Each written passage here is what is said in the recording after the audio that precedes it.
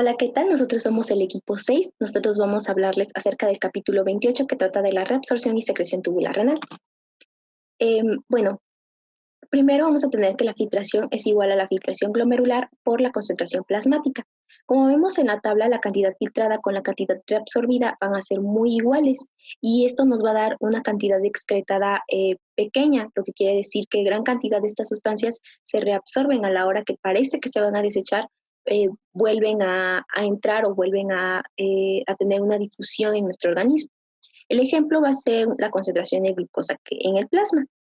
Tenemos que se va a filtrar 1 gramo por litro.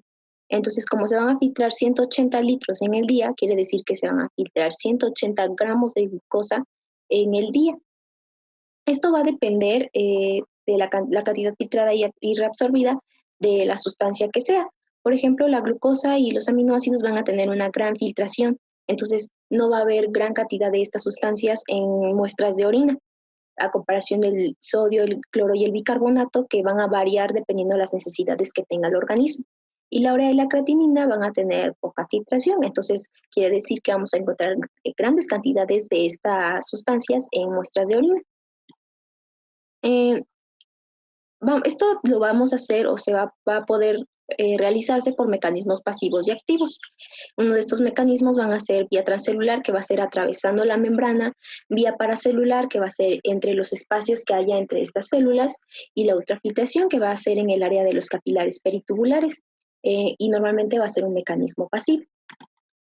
Vamos a tener los transportes activos que van a necesitar energía, ya son el primario y el secundario, donde el primario va a obtener una fuente de energía directa hidrolizando el ATP y el secundario va a ser obteniendo la energía almacenada que se ha hecho o se ha elaborado en el transporte activo primario. Como vemos en la imagen, esto se va a poder hacer por la bomba ATP-ASA sodio-potasio, donde va a hacer que los iones sodio salgan de las células hacia el espacio hasta el líquido intersticial y entren del líquido intersticial a la célula los iones potasio. Esta bomba o este mecanismo va a crear una carga negativa neta de menos 70 milivoltios y va a favorecer la atracción de iones sodio desde la luz tubular hacia la célula, porque va a atraer a estos iones positivos y también va a crear una concentración intracelular de 12 miliequivalentes por litro, y en las células epiteliales y en la luz tubular va a haber una concentración de aproximadamente 140 miliequivalentes por litro. Entonces va a tener que nivelar o equilibrar, entonces va a hacer esta difusión más fácil. En el transporte activo secundario vamos a tener el cotransporte y el cotransporte. Hablando del cotransporte, un ejemplo de estos tipos de transporte van a ser la glucosa y los aminoácidos. En este cotransporte vamos a necesitar dos sustancias que se peguen a la proteína para poder difundir hacia la célula o hacia el interior de la célula. Entonces, en este ejemplo serán la glucosa y el sodio. El cotransporte va a utilizar cotransportadores SGLT2 que van a transportar aproximadamente el 90% de la glucosa y el SGLT1 que va a transportar el 10% restante. Esto lo van a hacer estos cotransportadores, pero solo del área de la membrana luminal hacia la célula. Y los cotransportadores GLUT2 y GLUT3 van a estar del lado vasolateral, o sea, de la célula hacia nuestro líquido intersticial. Tenemos que considerar todos los tipos de transporte activos cuando se ocupó el transporte activo primario o secundario, como es en la glucosa.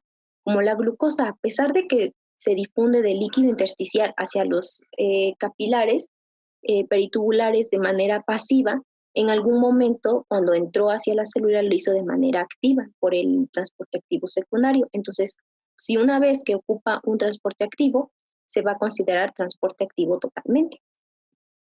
Ahora el cotransporte nos dice que va a ser un intercambio de sustancias técnicamente. Va a entrar una desde la luz tubular y va a salir la otra desde la célula.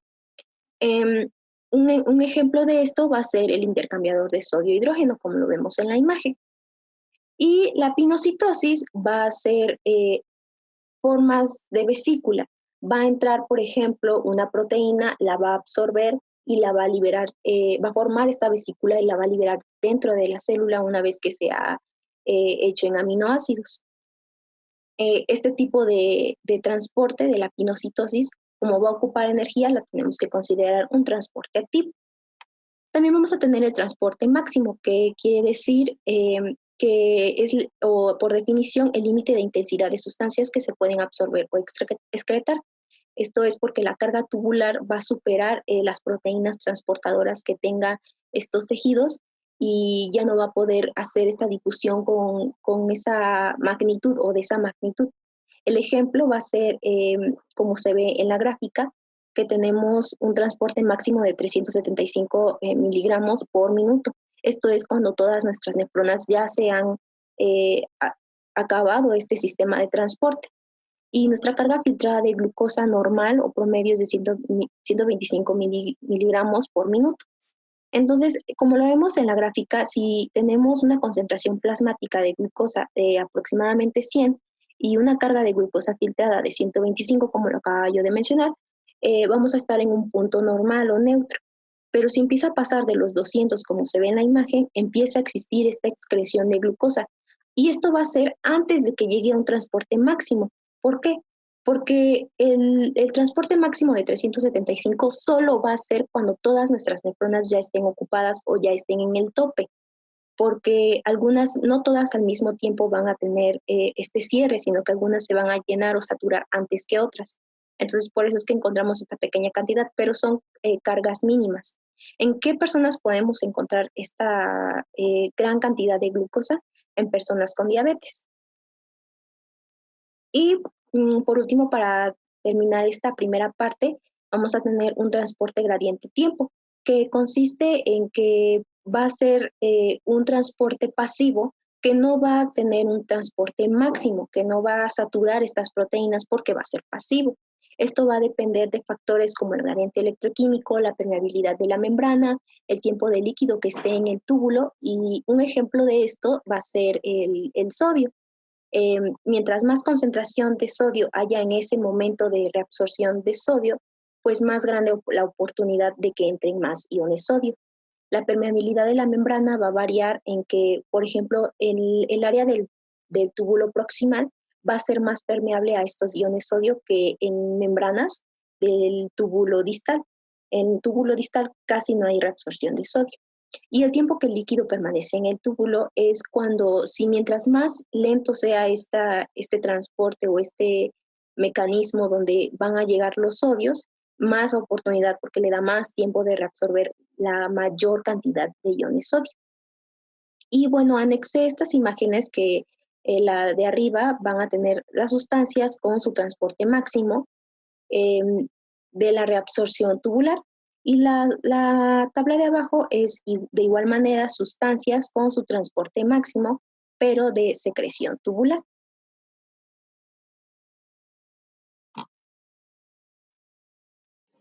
Hola, mi nombre es Diana Laura Juárez Solís. Les continuaré hablando del capítulo 28 sobre la reabsorción pasiva del agua mediante ósmosis. Está acoplada sobre todo a la absorción de sodio. Tenemos que los solutos se van a transportar fuera del túbulo mediante dos transportes, el transporte activo primario y el transporte activo secundario. Cuando esto ocurre va a haber una menor concentración de solutos en el túbulo y una mayor concentración de solutos en el intersticio renal. Esto se va a dar gracias a la ósmosis, ya que conforme vaya viajando el agua, a la misma forma va a viajar en la misma dirección los solutos.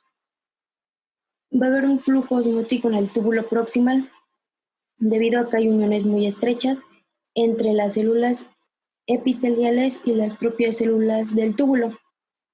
Esto va a permitir que el túbulo sea muy permeable al agua, pero poco permeable al sodio, al cloro, al magnesio y al potasio. Y las partes más distales de la nefrona, como lo son el asa de Henle, van a ser menos estrechas, van a ser menos permeables al agua, por lo cual les va a ayudar la hormona antidiurética, que les va a permitir que tengan mayor permeabilidad. La reabsorción de cloro, urea y otros solutos por difusión pasiva. Cuando hay una reabsorción de sodio, va a necesitar que haya un potencial negativo en la luz, así que se va a dar la reabsorción pasiva de cloro, ya que el cloro es un ion negativo. Cuando se da la reabsorción de cloro, va a haber una mayor concentración de cloro en la luz, lo que va a permitir también que haya una reabsorción de agua. Al haber una reabsorción de agua, va a aumentar la concentración de urea en la luz debido a que se va a dar una reabsorción pasiva de la urea. De ahí vamos a tener la reabsorción y secreción a lo largo de diferentes partes de la nefrona. Como primero vamos a tener la reabsorción en el túbulo proximal. Aproximadamente el 65% de la carga filtrada de sodio, agua y en menor cantidad del cloro se va a dar en esta parte, en el túbulo proximal, antes de que llegue al asa de Henle. Pero ¿por qué su elevada capacidad para la reabsorción activa y pasiva? Esto se va a deber a que tiene un metabolismo muy alto, va a tener múltiples mitocondrias y vamos a tener células con borde cepillo extensas del lado luminal, lo cual le va a permitir que tenga permeabilidad hacia estos iones. Las partes del túbulo proximal son dos. La primer mitad va a resolver sodio con glucosa mediante el cotransporte y un poco de aminoácidos. Y la segunda mitad va a reabsorber sodio con cloro y poca glucosa. También vamos a tener la secreción de ácidos y bases orgánicas, como lo van a ser las sales biliares, el oxalato, el urato y las catecolaminas.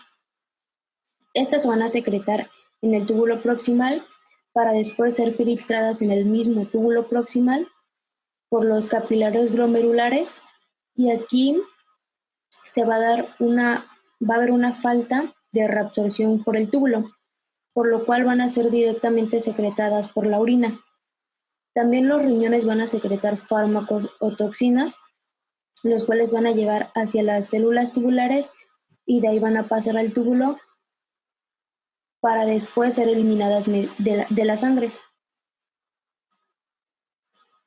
El transporte de solutos y agua en el asa de Henle. El asa de Henle está dividida en tres segmentos: el segmento descendente fino, el ascendente fino y el ascendente grueso.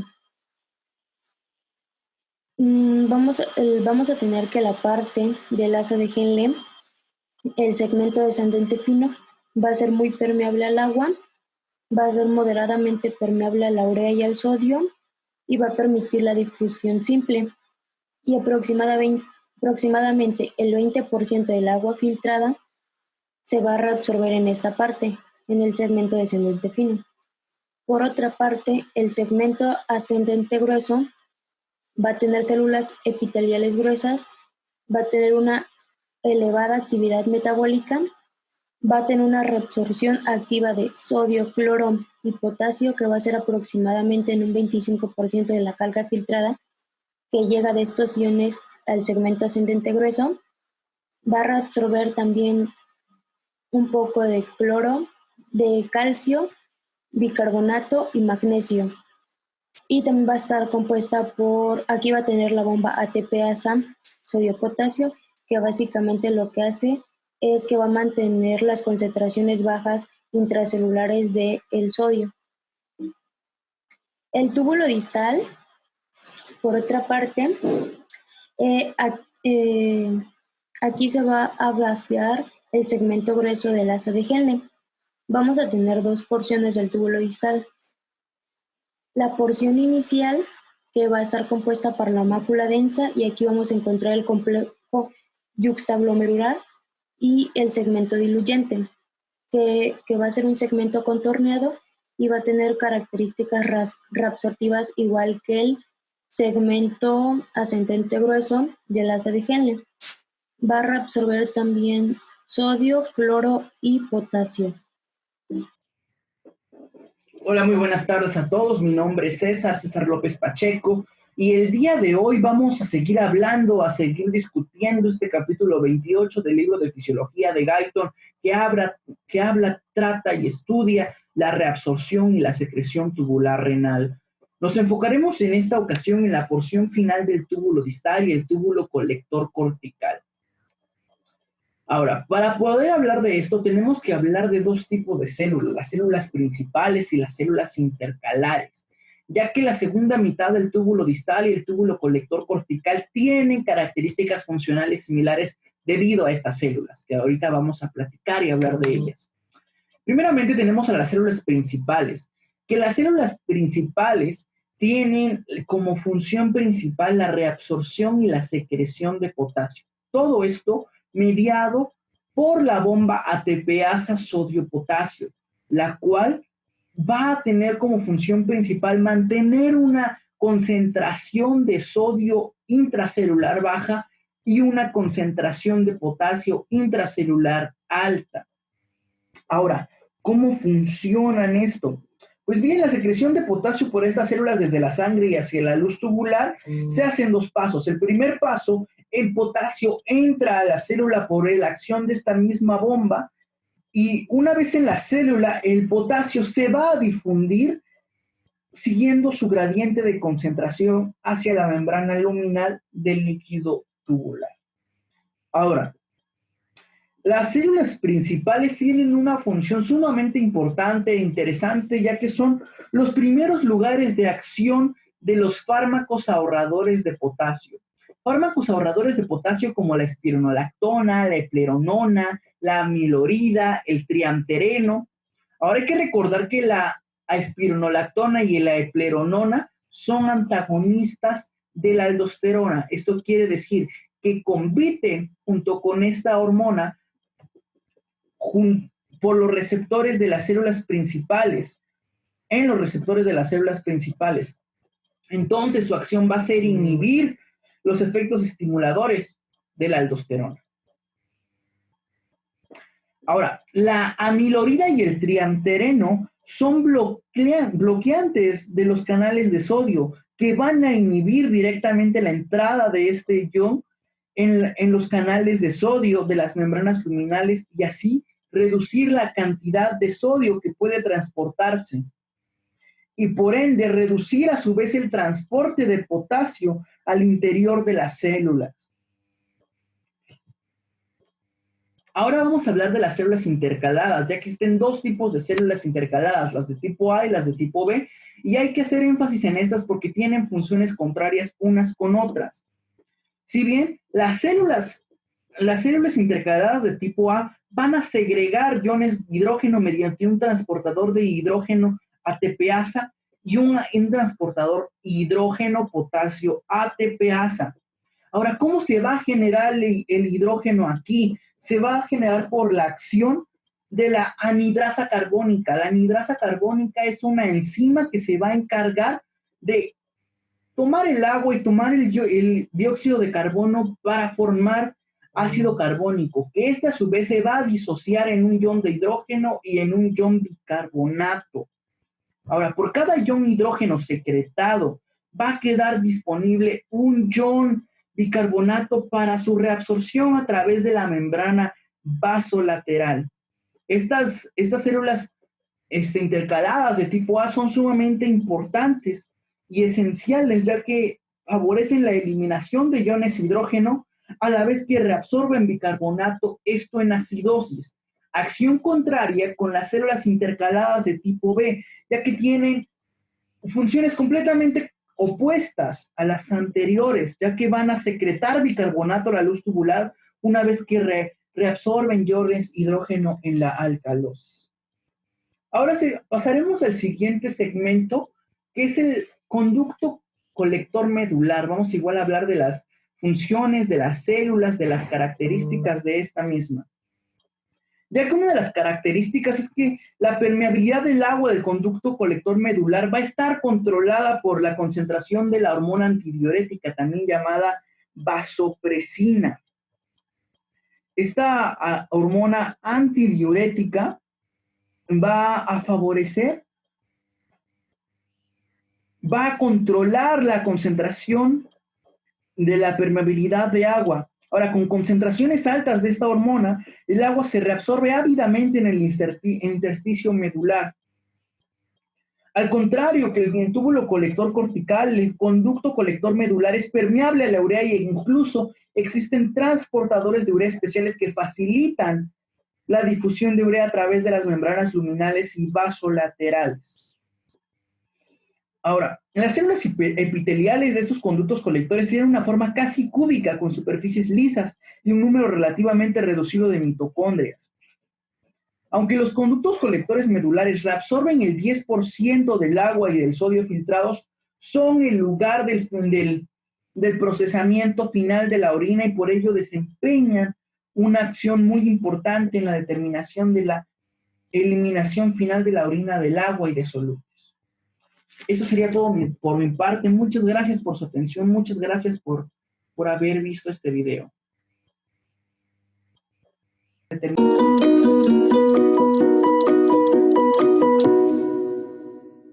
Hola amigos, mi nombre es Mélida Bernal y les hablaré acerca de la regulación de la reabsorción tubular y el equilibrio glomérulo-tubular.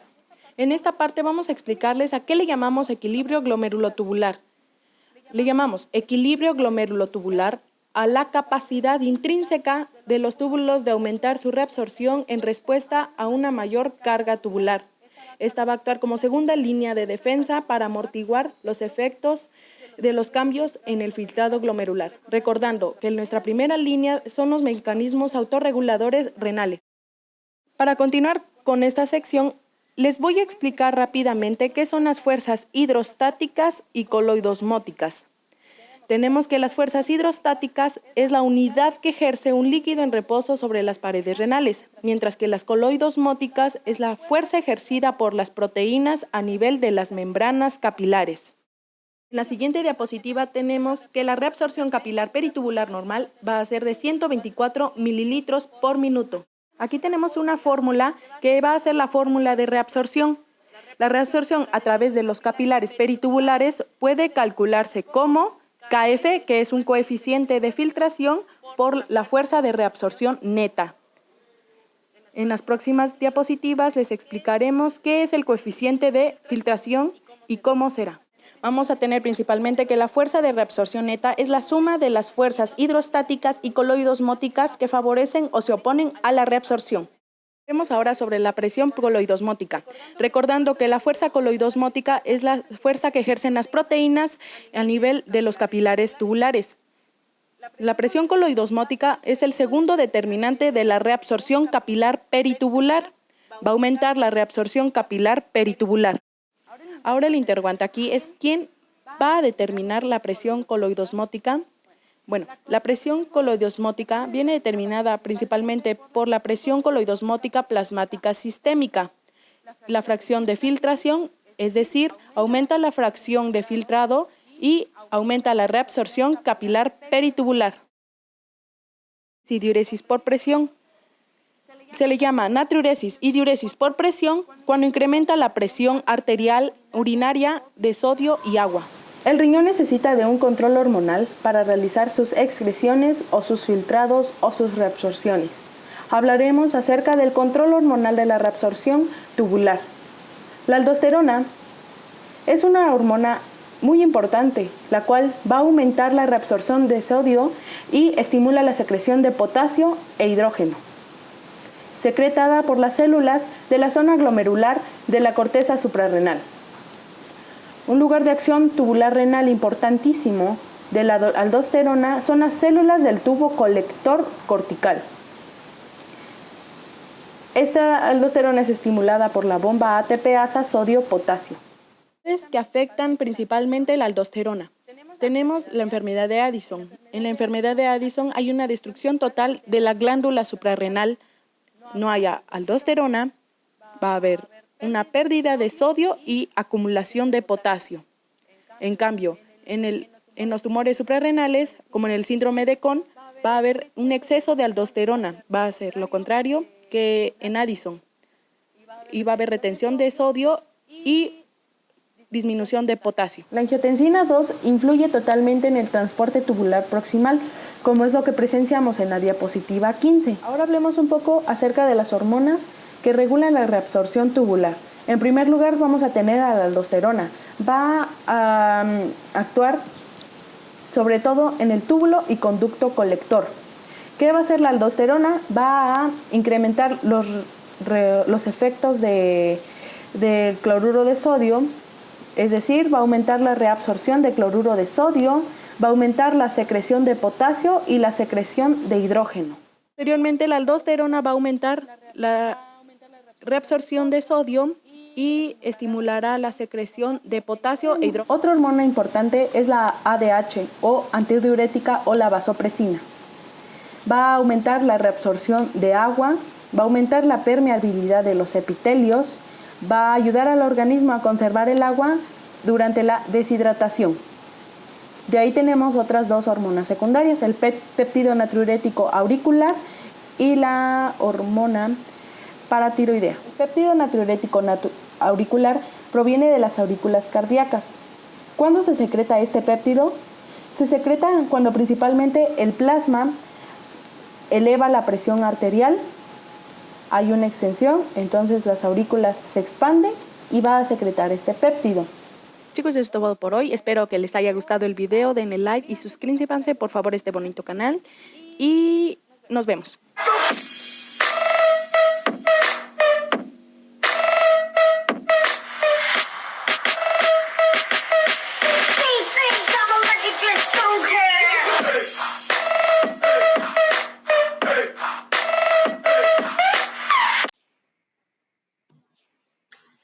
Hola, ¿qué tal? Mi nombre es Svetlana Pineda. A mi equipo y a mí nos tocó explicar el capítulo 28 del libro de Fisiología de Guyton. El tema es reabsorción y secreción tubular renal. A mí, en lo particular, me toca explicar el uso de los métodos de aclaramiento para cuantificar la función renal. Así que comencemos. Ok, la intensidad con la que se aclara diferentes sustancias del plasma constituye una forma útil de cuantificar la eficacia con la que los riñones excretan diversas sustancias. Principalmente les puse una tabla en donde se puede explicar el uso de aclaramiento para cuantificar la función renal, los términos y las unidades con las que se va midiendo. También se pueden explicar las siguientes fórmulas que seguiremos viendo más adelante. Por definición, sabemos que el aclaramiento renal de una sustancia es el volumen de plasma que queda completamente desprovisto de la sustancia por unidad de tiempo. Aunque no hay ningún volumen de plasma que quede completamente aclarado de una sustancia, el aclaramiento renal es una forma útil de cuantificar la función excretora de los riñones. El aclaramiento renal puede usarse para cuantificar el flujo de sangre que pasa por los riñones, así como las tasas de filtración glomerular, la reabsorción tubular y la secreción tubular. Sigamos. Para ilustrar el principio de aclaramiento, se puede considerar el siguiente ejemplo que nos da el libro. Este ejemplo dice así. Si el plasma que atraviesa los riñones contiene 1 miligramo de sustancia por cada mililitro, y si 1 miligramo de esta sustancia también se excreta en la orina por cada minuto, entonces 1 mililitro sobre minuto de plasma se aclara de la sustancia. Esto se puede entender de esta forma. El aclaramiento se refiere al volumen de plasma que sería necesario para conseguir la cantidad de sustancia excretada de orina por unidad de tiempo mediante una fórmula matemática que es esta. Donde CS es el aclaramiento de una sustancia S. PS es la concentración plasmática de la sustancia. US es la concentración urinaria de esa sustancia y V es el flujo de orina. Reordenando esta ocasión, el aclaramiento puede expresarse de esta siguiente manera. De este modo, el aclaramiento renal de una sustancia se calcula a partir de la excreción urinaria US por V de esa sustancia dividido por su concentración plasmática, que es PS. Ahora vamos a seguir. El aclaramiento de la inulina puede usarse para calcular la filtración glomerular. Si una sustancia se filtra libremente y no se reabsorbe ni se secreta en los túbulos renales, entonces la intensidad con la que se excreta en la orina es igual a la filtración de la sustancia por los riñones. Ahora podemos mostrarles en esta siguiente imagen que les puse el manejo renal de la inulina. En este ejemplo, la concentración plasmática es de 1 miligramo sobre mililitro. La concentración urinaria es de 125 miligramos sobre mililitros y el flujo de orina de 1 mililitro por minuto. Por tanto, pasa 125 miligramos sobre mililitro de orina a la orina, porque ya habíamos explicado anteriormente pues cómo era la fórmula. Después, el aclaramiento de inulina se calcula en forma de función urinaria de inulina dividida por la concentración plasmática. Esto da un valor de 125 mililitros sobre minutos. O sea, es decir, que debe filtrarse 125 mililitros de plasma a través de los riñones para obtener la inulina que aparece en la orina. Sigamos con los temas. Ahora, el tema siguiente es el aclaramiento de creatinina y la concentración plasmática de creatinina. Esta puede usarse para calcular la filtración glomerular. Ahora, la creatinina es un producto final del metabolismo muscular y se elimina del organismo casi completamente por filtración glomerular. Ojo, dije casi completamente, por lo que el aclaramiento de creatinina puede utilizarse también para evaluar la filtración glomerular, o sea, el FG. Como la medida de aclaramiento de creatinina no requiere administrarlo por infusión intravenosa al paciente, este método se usa mucho más que el aclaramiento de inulina para calcular la FG en la clínica. Aquí podemos observar en esta primera tabla que les puse el efecto de la reducción de la filtración glomerular al un 50% en concentración sérica de creatinina y en velocidad de filtración de creatinina cuando la velocidad de producción de creatinina permanece constante. Ahora, esto sucederá cuando la creatinina plasmática aumenta aproximadamente al doble de lo normal. Si la FG se redujera a la cuarta parte, la creatinina aumentaría 4 veces. Y si se redujera a la cuarta parte, aumentaría 8 veces. O sea, 4 veces de las 4 veces. Ahora, vamos a ver que, sin embargo, la velocidad normal de excreción de la creatinina se consigue a expensas de un incremento de la concentración plasmática de creatinina. Esto lo podemos ver y observar en esta tabla. Ahora, en este cuadro es la relación aproximada de la filtración glomerular FG y se puede reducir la FG un 50%, aumentar la creatinina plasmática 2 veces con respecto a la normal si la producción corporal de creatinina permanece constante. Sigamos. En esta diapositiva podemos ver que es posible emplear el aclaramiento de pH para estimular el flujo plasmático renal. En teoría se puede decir que si una osmática se aclara por completo del plasma, la velocidad de aclaramiento será igual al flujo plasmático renal total. Dicho de otro modo, la cantidad de una sustancia que llega a los riñones con la sangre equivaldrá a la cantidad excretada de orina. Por tanto, el FPR se puede calcular en la siguiente fórmula que les puse, de esta manera, debido a que la FG es solo alrededor de un 20% del flujo plasmático total. Una sustancia que se elimina completamente del plasma debe excretarse también mediante secreción tubular, además de la filtración glomerular. No quedarse solamente con eso. No hay ninguna sustancia conocida que se aclare completamente a través de los riñones. Una sustancia, el pH, se aclara en un 90% del plasma. Luego, el aclaramiento de pH puede usarse como una aproximación de FPR. Para ser más preciso con eso, podemos hacer correcciones respecto al porcentaje de pH que está todavía en la sangre cuando deje los riñones. Ahora vamos a seguir. Podemos ver la medida del flujo plasmático renal a partir de la eliminación del ácido para amino y púrico, o sea, pAH. El pH se filtra libremente por los capilares glomerulares y también se secreta desde la sangre capilar peritubular a la luz tubular. La cantidad de pH en el plasma de la cavidad renal es aproximadamente igual al pH excretado en la orina, por lo que el flujo plasmático renal puede calcularse a partir de la denominación de pH. Para ser más preciso, se puede corregir los porcentajes de pH que hay todavía en la sangre cuando se dejan los riñones.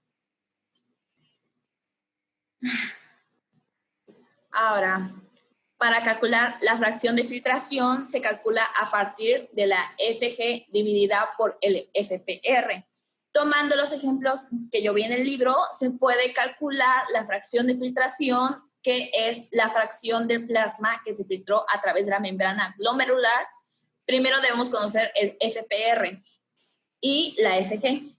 Si el FPR es de 650 mililitros, que es lo que pues me aparece en el libro, el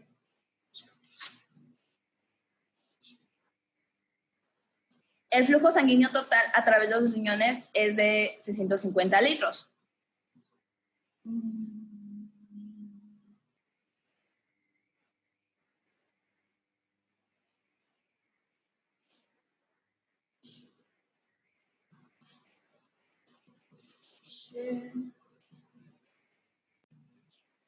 Ok, creo que por un momento se dejó de convertir mi pantalla, pero sigamos.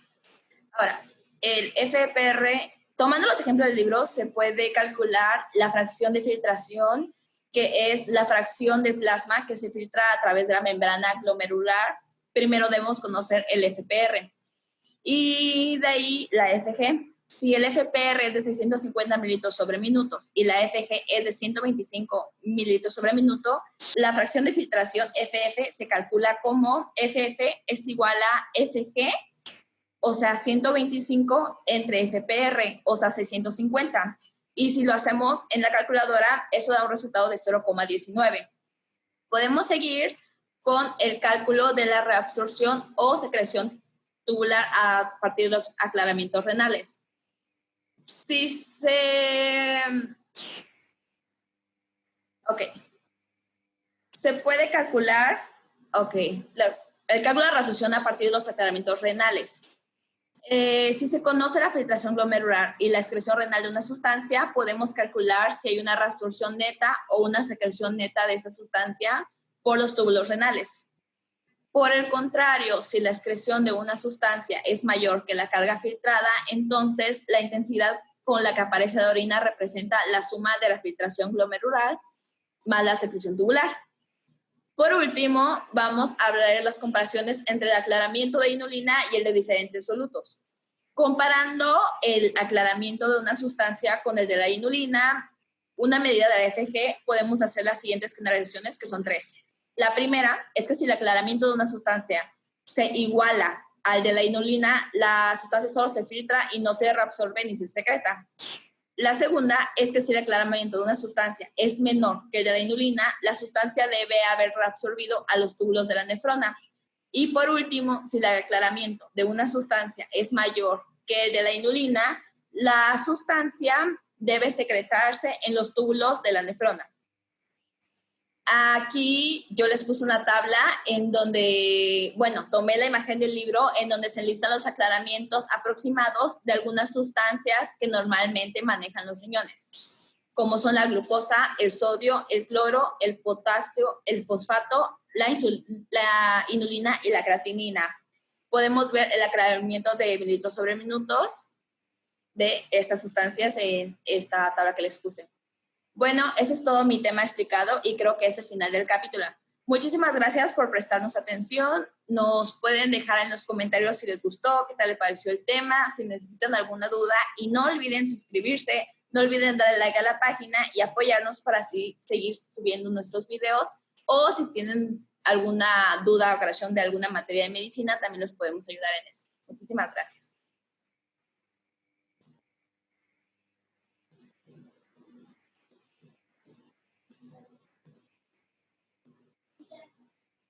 Ayuda, ¿cómo me salgo?